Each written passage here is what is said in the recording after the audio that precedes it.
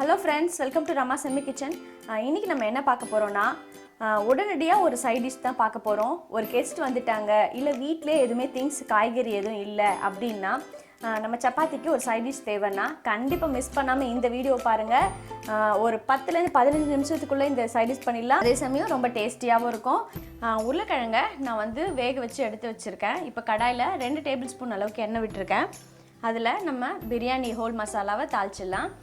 பட்டை, கிராம்பு, பிரிஞ்சி இலை, அன்னாச்சி மொக்கு. இந்த குருமா வந்து உங்களுக்கு ஈஸியாக செஞ்சிடலாம். ஒரு கெஸ்ட்டு வந்தாலோ இல்லை திடீர்னு சப்பாத்திக்கு நம்மளுக்கு ஒரு தொட்டுக்க வேணும் அப்படின்னா ரொம்ப ஈஸியாக பண்ணிடலாம். உருளைக்கிழங்கு, வெங்காயம் இருந்தாலே போதும். இப்போ நம்ம போட்ட மசாலா நல்லா பொரிஞ்சு வருது. 2 பச்சை மிளகா உடச்சி வச்சுருக்கேன், அது சேர்த்துக்கலாம். அது கூட பொடியாக கட் பண்ண, நைஸாக கட் பண்ண, இந்த மாதிரி நைஸாக கட் பண்ணிக்கோங்க. ஒரு 1/4 கிலோ வெங்காயம் அளவுக்கு நான் இன்றைக்கி கட் பண்ணி வச்சுருக்கேன்.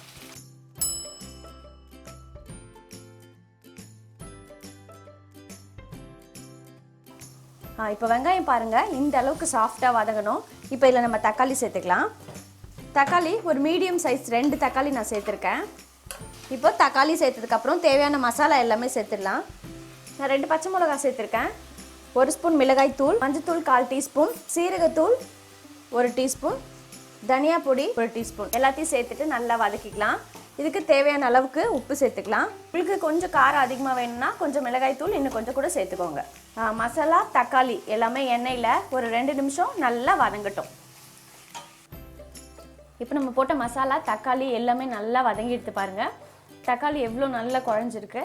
இப்போ என்ன பண்ணலாம், வேக வச்ச உருளைக்கிழங்க நான் சின்ன சின்ன பீஸாக கட் பண்ணியிருக்கேன், அதை இதில் சேர்த்துக்கலாம். இப்போ உருளைக்கிழங்கு சேர்த்ததுக்கு அப்புறமா கொஞ்சமாக தண்ணி சேர்த்துடலாம்.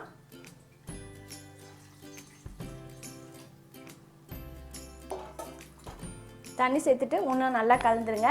கேஸை கொஞ்சம் ஹை ஃப்ளேமில் வச்சுட்டு மூடி போட்டு ஒரு 5 நிமிஷம் நல்லா கொதிக்கட்டும்.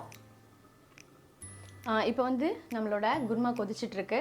அதுக்கு அரைக்கிறதுக்கு தேங்காய் வந்து ஒரு 1/4 கப்பு, ஒரு 5-6 முந்திரி பருப்பு, சோம்பு, பெருஞ்சீரகம் சொல்லல, அது வந்து 1 டீஸ்பூன், மிளகு 1 டீஸ்பூன். இது எல்லாத்தையும் நல்ல ஒரு பேஸ்ட் மாதிரி நம்ம அரைச்சி எடுத்துன்னு வந்துடலாம். இப்போது அரைச்ச தேங்காவை இதில் சேர்த்துடலாம். இதில் கொஞ்சமாக தண்ணி சேர்த்து நான் கலந்துக்கிறேன். இப்போ நம்ம தேங்காய் சேர்த்ததுக்கப்புறம் எல்லாத்தையும் நல்லா ஒன்றா கலந்து விட்டுருங்க. அவ்வளோதான், நம்மளோட உருளைக்கிழங்கு குருமா சூப்பராக ரெடி ஆயிடுச்சு. தேங்காய் ஊற்றுனதுக்கப்புறம் ஒரு 5 நிமிஷம் நல்லா கொதிக்கணும், தேங்காவோட பச்சை வாசனை போகிற அளவுக்கு. கடைசியாக கொத்தமல்லி தழை போட்டால் நம்மளோட உருளைக்கிழங்கு குருமா ஈஸியாக ரெடி ஆயிடுச்சு பாருங்கள். இது வந்து சப்பாத்தி, இட்லி, தோசை, ரைஸ்க்கு கூட ரொம்பவே நல்லாயிருக்கும். இடியாப்பம் எல்லாத்துக்குமே இது ரொம்ப நல்லாயிருக்கும். பாருங்கள், உருளைக்கிழங்கு வேக வச்சுட்டிங்கன்னா ஒரு 10 நிமிஷத்தில் இந்த குருமா ரெடி பண்ணிடலாம். இப்போ தேங்காய் சேர்த்தாச்சு. இப்போ ஒரு 5 நிமிஷம் இது கொதிச்சா நம்மளோட குருமா ரெடி. இப்போ திறந்து பார்த்துடலாம். தேங்காய் ஊற்றுனதுக்கப்புறம் நல்லா ஒரு 5 நிமிஷம் நான் கொதிக்க வச்சுட்டேன். சூப்பராக ரெடி ஆயிடுச்சு பாருங்கள். நம்மளோட உருளைக்கிழங்கு குருமா ரெடி. இப்போ கொத்தமல்லி தழை போடுறேன். இப்போ கேஸை நான் ஆஃப் பண்ணிடுறேன். நல்லா வாசனையாக நம்ம மிளகு, பச்சை மிளகாய் எல்லாமே சேர்த்துனால காரசாரமாகவே இருக்குது, சூப்பராக இருக்கும்.